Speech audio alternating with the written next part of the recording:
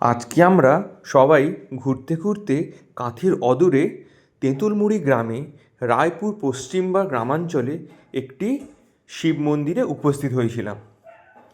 শিব মন্দিরটা আপনারা দেখতে পাচ্ছেন, খুব ছোট্ট মন্দির।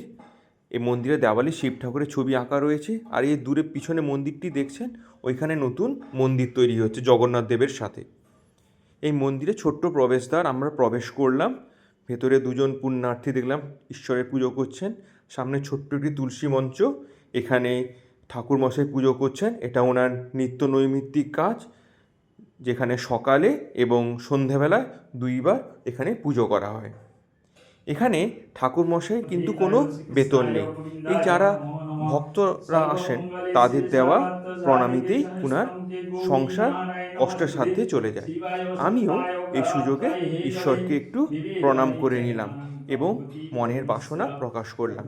ঠাকুরমশাই আমাদের মাথায় শান্তির জল ছিটিয়ে দিলেন এবং উনি মন্ত্রোচ্চারণের দ্বারা ঈশ্বরের পুজো শুরু করলেন। আসুন আমরা উনার একটু পুজো বিধি দেখে নিই।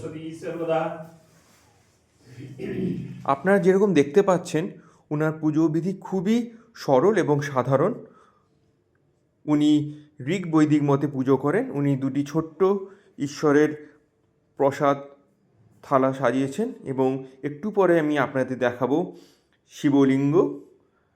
এইখানে এই মন্দিরে শিবরাত্রি খুব ধুমধাম সহকারে পালিত হয় এবং এখানে জগন্নাথ দেব আসেন। জগন্নাথ দেব উনার ভাই এবং ভগিনীর সাথে উনি এখানে প্রতি বছর আসেন মাঘী পূর্ণিমাতে, ঠিক সরস্বতী পুজোর পরে যে পূর্ণিমা। এখানে 10 দিন বড় মেলা হয়। পুজোর পরে উনি আমাদের প্রত্যেককে ঠাকুরের প্রসাদ দিলেন। ছোট্ট বাচ্চাটি দেখছেন কি সুন্দর প্রসাদ গ্রহণ করছে।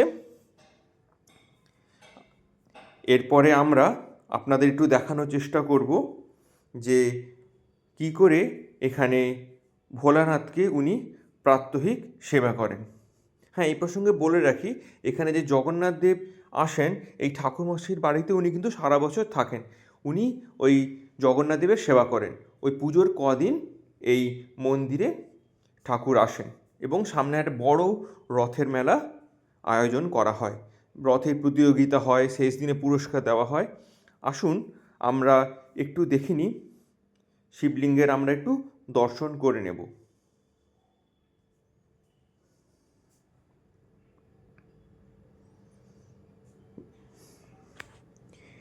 এই যে দেখুন বাবা ভোলেনাথ, মাথায় রয়েছে তার সাপ।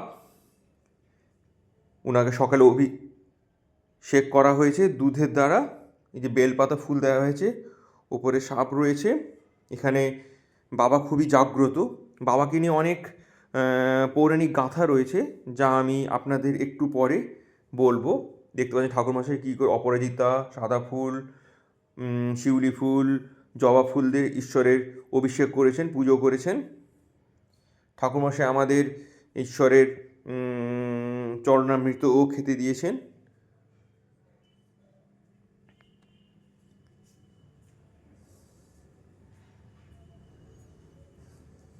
এই মন্দিরটি খুবই পুরনো মন্দির।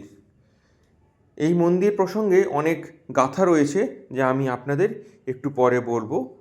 আমরা প্রথমে আসুন সবাই ঠাকুরকে দর্শন করে নিই। এখানকার শিবলিঙ্গ খুবই জাগ্রত এবং প্রত্যেক ভক্তের মনস্কামনা উনি পূরণ করেন।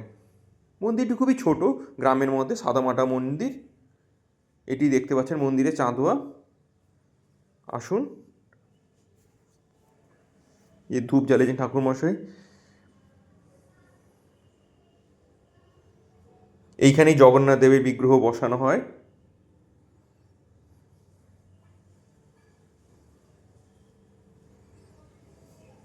মন্দিরের সামনে একটি বিশাল বড় মাঠ রয়েছে।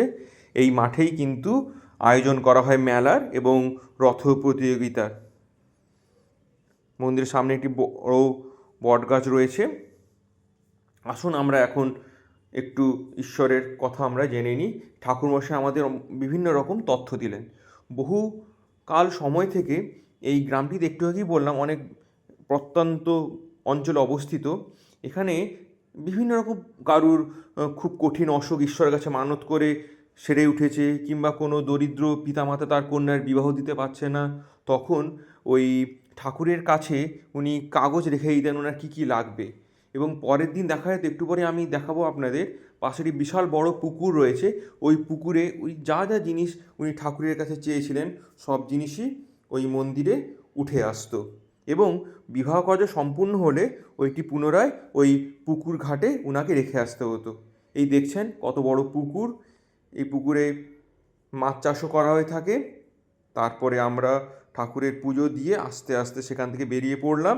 এই যে রেল ক্রসিং পেরিয়ে যাচ্ছি আমরা, এই রেল লাইন ক্রস করার পরে আমরা মাঝখানা রাস্তায় উঠে পড়ব এবং মাঝখানা রাস্তা থেকে আমরা আবার কাঁথির উদ্দেশ্যে যাত্রা শুরু করব।